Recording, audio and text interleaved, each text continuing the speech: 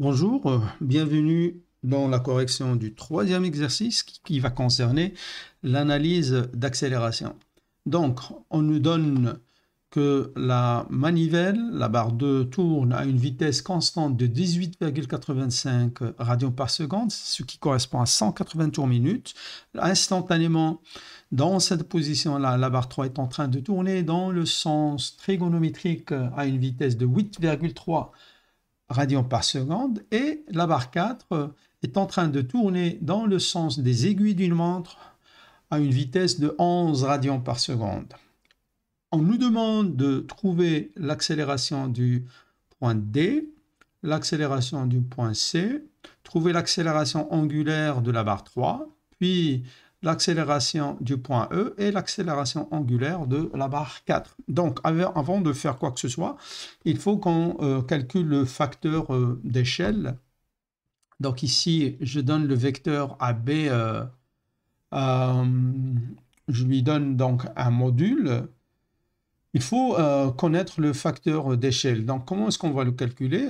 Si la barre 2 tourne à une vitesse constante, ça veut dire que l'accélération du point B, elle est dirigée vers le centre de rotation, donc dirigée de B vers A, est purement normale. Et donc, sa valeur, normalement, c'est la distance qui sépare AB fois la vitesse de rotation au carré. Alors, je vais diviser par le module du vecteur qui m'est donné et ça donne le facteur d'échelle. Donc ici, c'est un facteur d'échelle de 400. Ça veut dire que si, en fait, je voudrais représenter l'accélération en mètres par seconde carré, alors le vecteur, il devrait être 400 fois ce que j'ai dessiné. Et donc là, ça va être le, le mécanisme, il va être trop petit. Et donc, le facteur d'échelle, il permet de réduire les vecteurs pour les rendre plus... pour les manipuler plus facilement.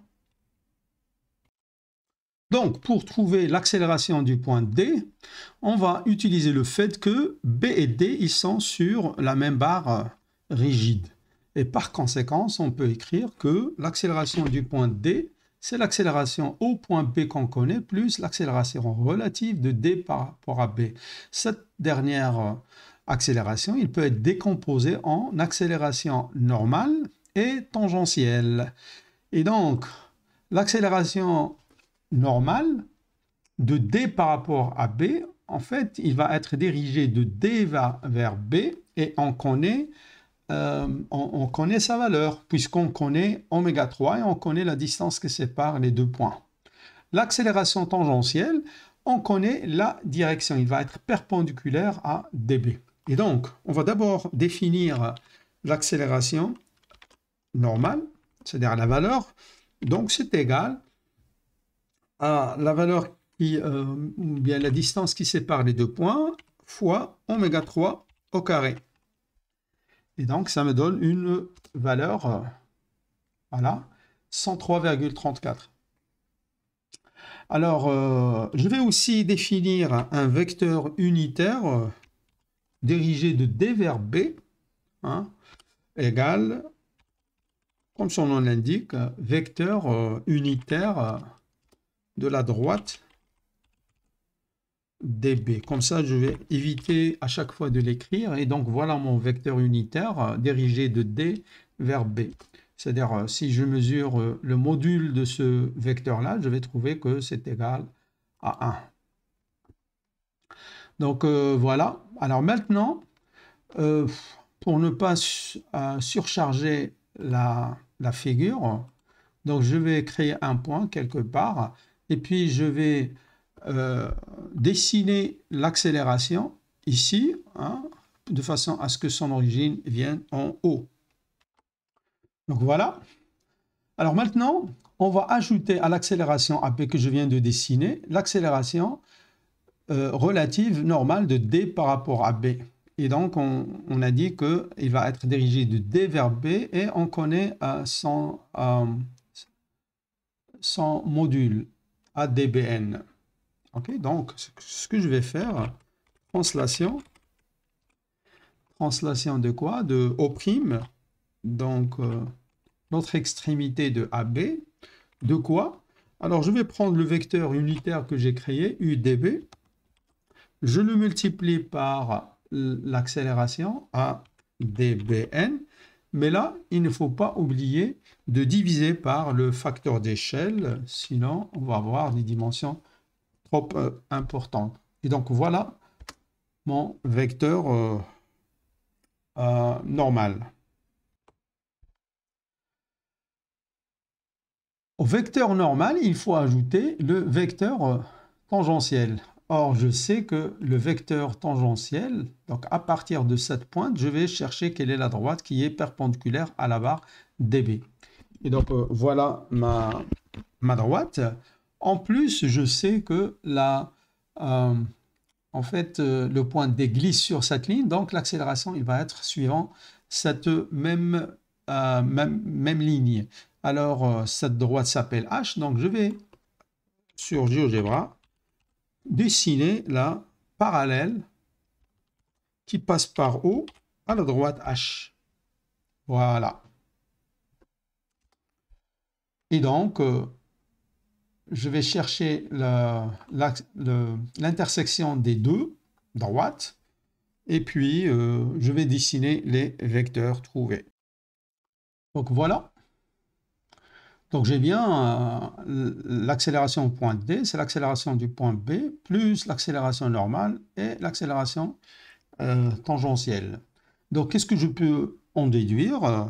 Déjà, la formule qui va me permettre de trouver l'accélération angulaire de la barre 3. Alors, la formule alpha 3, c'est égal au module de vecteur accélération tangentielle de D par rapport à B divisé par la distance qui sépare les deux. Puisque l'accélération tangentielle, par définition, c'est l'accélération angulaire fois la distance qui sépare les deux points. Et donc là, je vais pouvoir le calculer directement. Alors, alpha, je vais l'appeler alpha 3,1, parce qu'on verra, une fois on trouve C, on peut recalculer la même accélération. Bien sûr, il faut trouver la même valeur. Alors, alpha 3,1, c'est la valeur absolue de ADBT divisé par la distance BD. Mais là, attention, si on avait dessiné les vecteurs à l'échelle, ce vecteur-là, il serait 400 fois plus grand que ce qu'on a sur l'écran maintenant. Et donc, il ne faut pas oublier de multiplier par le facteur d'échelle. Et donc, qu'est-ce que je trouve? Je trouve 14,82 radians par seconde carré. Alors maintenant, il faut passer à l'accélération du point C, et donc on va utiliser la même formule puisque C est aussi sur la barre 3. Et donc on va pouvoir dire que l'accélération du point C, c'est l'accélération du point B, plus l'accélération de C par rapport à B normale, plus tangentielle. Alors il y a un petit... pas un petit problème, mais en fait, la démarche ne va pas être exactement la même parce que tout à l'heure, avec le point D, on avait le bénéfice de connaître la ligne de glissement. En fait, D glisse sur une ligne, donc son accélération, il va être suivant cette ligne. On va pouvoir utiliser le même raisonnement. Mais là, en fait, en revenant à la définition de l'accélération normale et tangentielle, en fait, les deux, ils sont proportionnels à la distance qui sépare deux points. Par exemple, ACBN, en fait, c'est la distance entre C et B fois la même vitesse qu'on a utilisée tout à l'heure, oméga 3 au carré. Et puis, l'accélération tangentielle, c'est alpha 3 qui va être en fait une caractéristique de toute la barre 3. Tous les points, ils sont en train de tourner à la même accélération fois la distance CB. Et donc, on va pouvoir exprimer l'accélération relative de C par rapport à B en fonction de l'accélération relative de D par rapport à B qu'on connaît. D'ailleurs, ici, j'aurais pu... d'ailleurs, je vais le faire tout de suite. On va dire translation du point D, virgule, Alors, je vais ajouter le ADBN au vecteur ADBT.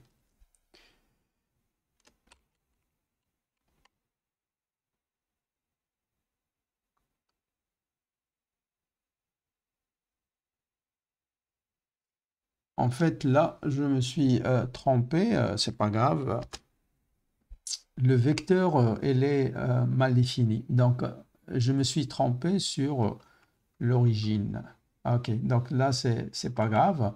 Je vais... voilà. Et donc, je vais dire que c'est plutôt l'origine, c'est E seconde et il se dirige vers P. Voilà. Comme ça, je vais avoir l'accélération du point B plus l'accélération relative normale plus l'accélération tangentielle égale à l'accélération du point D. Donc voilà. Alors le point que je viens de trouver, il va me permettre de trouver le vecteur que je vais appeler vecteur ADB. C'est la somme de l'accélération normale et tangentielle. Okay. Et donc, en fait, ça, ce qui est entre parenthèses, c'est ce vecteur-là. Et donc, il suffit de multiplier le vecteur que je viens de trouver par ce rapport-là, CB sur DB, hein, pour trouver le vecteur ACB. Donc, tous les points sur la barre 3, ils vont avoir un vecteur dont le module est proportionnel à leur distance par rapport à B. Et par conséquent, ce que je peux faire, en fait, c'est tracer une droite qui passe par B et D'1, puis la droite qui est parallèle, puisque le vecteur ACB et ADB ils sont parallèles. C'est le même vecteur à une constante près. La constante, c'est le rapport des deux distances. Et donc, je peux faire comme ça. Je peux dire quelle est l'intersection de la droite B, D'1. Et je crois qu'il l'a mis entre accolades, c'est ça. Donc, droite. Et puis, la droite qui passe par C et qui est parallèle au vecteur ADB.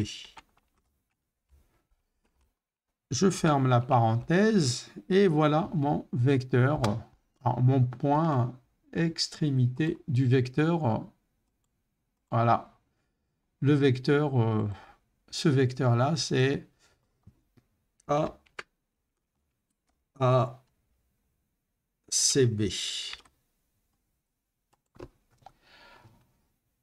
À titre de vérification, en fait, je peux calculer l'accélération de C par rapport à B normal. Et donc, c'est égal à BC, la distance entre les deux points, fois oméga 3 au carré.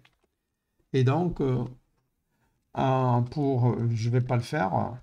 Donc, à titre de vérification, on peut chercher la projection du vecteur ACB sur cette droite, la droite DB, et vérifier si le module est égal à 62, bien sûr, après avoir utilisé le facteur d'échelle.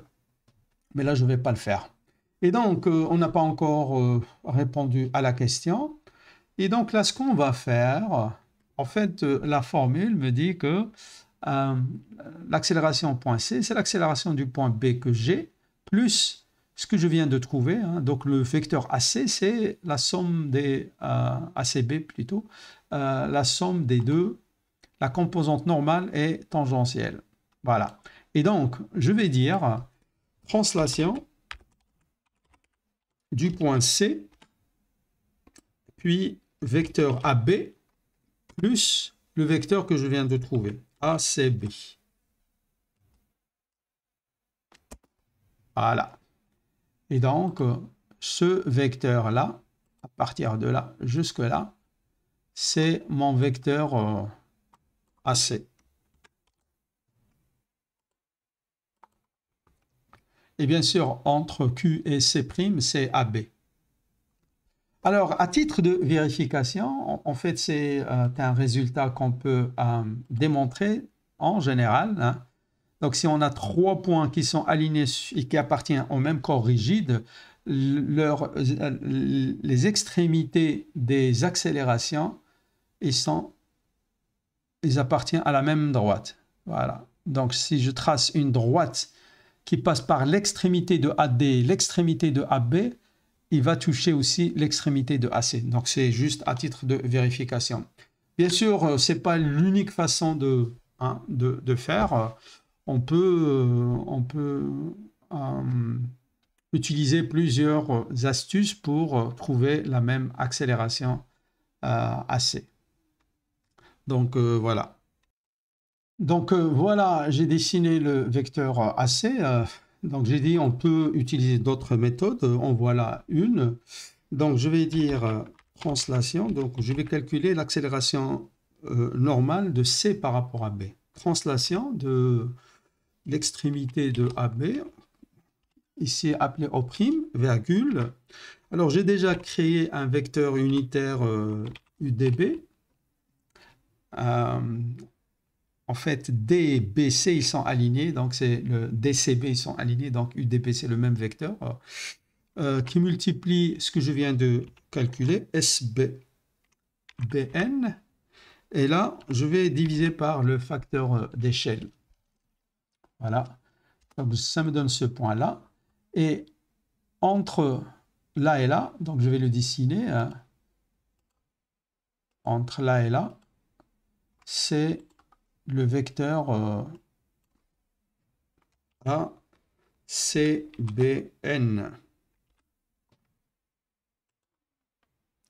Okay. Et en fait, et d'ailleurs, ça montre pourquoi ils sont alignés. Hein. Si je dessine la droite qui passe par O' et l'extrémité de AD, hein, en fait, le vecteur ici, entre ce point et ce point-là, c'est égal. Et ici, en fait, on trouve deux triangles semblables. Et donc, le rapport des deux vecteurs, c'est égal au rapport des distances. Et donc, le vecteur que je viens de trouver, c'est le ACBT.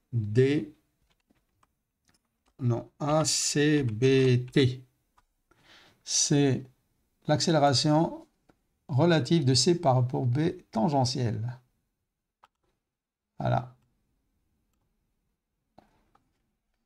Et donc, on vérifie en fait, parce que même le rapport, donc on va le vérifier, le rapport entre ADBN, ACBN, 1,67, puis ABS, l'absolu de ADBT, divisé par abs de ACBT. C'est exactement le même rapport. Et c'est aussi le rapport des deux distances. Distance, je l'ai déjà, hein, j'ai déjà des noms. Donc, DB divisé par BC. Donc, on retrouve exactement le même rapport. Donc, l'accélération normale de C par rapport à B, c'est égal à l'accélération de B de D par rapport à B normal multiplié par le coefficient qui est le rapport des distances DB sur CB. Et idem pour l'accélération relative tangentielle. Donc ce que j'aurais pu faire, c'est donc calculer l'accélération normale de C par rapport à B, obtenir en traçant donc la droite qui passe par l'extrémité de AB et l'extrémité de ADBT, puis la perpendiculaire qui passe par l'extrémité de ACBN à la droite support de ACB ADBN. Et donc, je vais trouver ce point-là. Et ce point, c'est bien l'extrémité de AC. Donc, voilà une deuxième façon de faire. Alors, nous avons calculé je l'ai appelé ACBT. Et donc, je vais pouvoir utiliser la même formule alpha 3. Et je l'appelle 2 maintenant.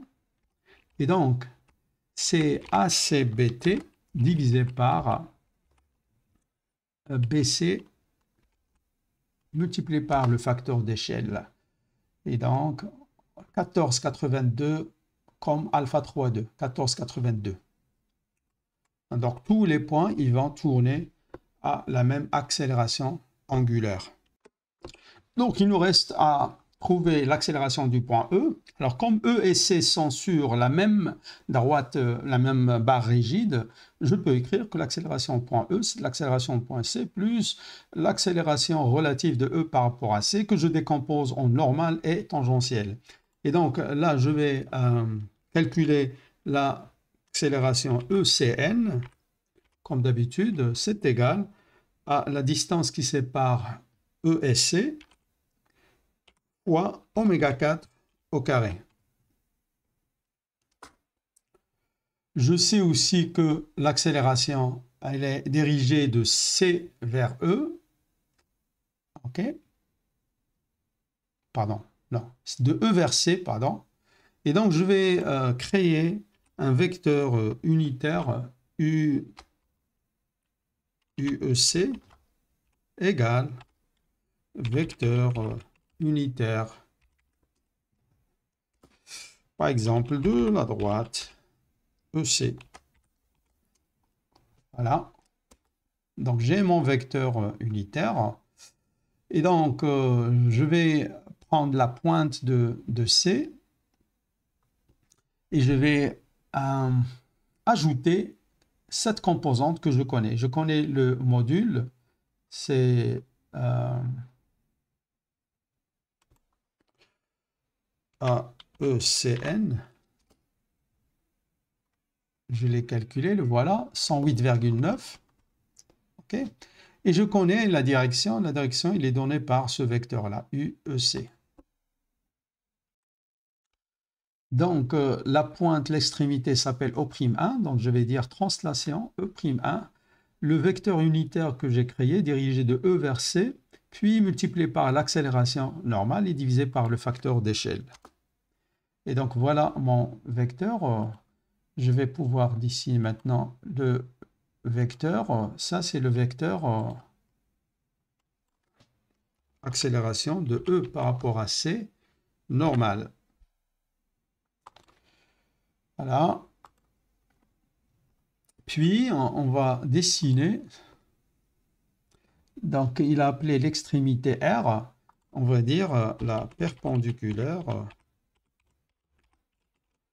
qui passe par R au vecteur UEC. Alors, à partir de l'origine de AC, on va dessiner la droite qui est parallèle à la ligne de glissement. Et donc là, c'est un cas particulier. La ligne de glissement, elle est verticale. Et donc là, c'est facile, on va dire la droite qui passe par O et qui est parallèle à l'axe des Y. Voilà.